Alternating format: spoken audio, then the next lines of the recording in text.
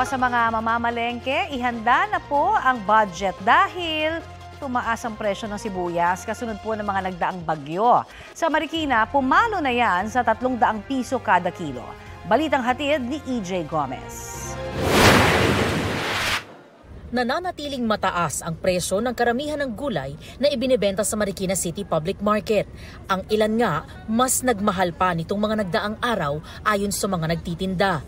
Sabi ng tinderang si Jenny Lynn, dahil daw yan sa mga dumaang bagyo sa norte na sumira sa mga pananim sa ilang probinsyang pinagkukunan ng supply ng gulay at ibinebenta sa Metro Manila.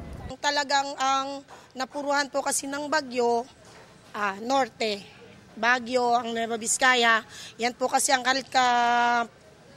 first supplier talaga ng gulay natin.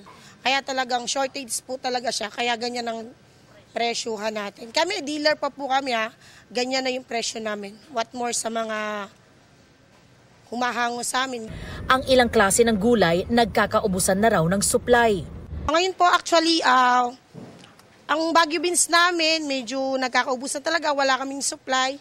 Actually, ang presyo niya ngayon, naglalaro siya sa 500, 400, ganyan. Dito sa Marikina City Public Market, ang kada kilo ng local red onions o pulang sibuyas pumalo na sa 310 pesos. May mas mura at malalaking variety na imported galing India na ibinebenta ng 140 pesos kada kilo. Ang imported white onion naman na maliliit, 140 pesos din ang kada kilo.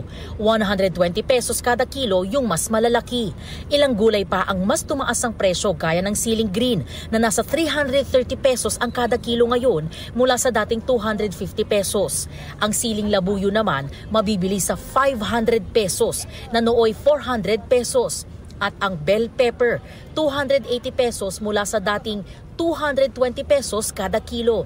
Ang mamimiling si Antonia, araw-araw na lang daw dumidiskarte para mapagkasya ang budget. Oo nga, ang taas ng presyo ng mga gulay. Kaya ang ginagawa ko na lang, binabawasan na lang yung mga yung gulay na bibilhin mo. Hindi na yung kung 1 kilo, hindi na ganon. Half na lang, yung mura na lang yung binibili. EJ Gomez, nagbabalita para sa GMA Integrated News.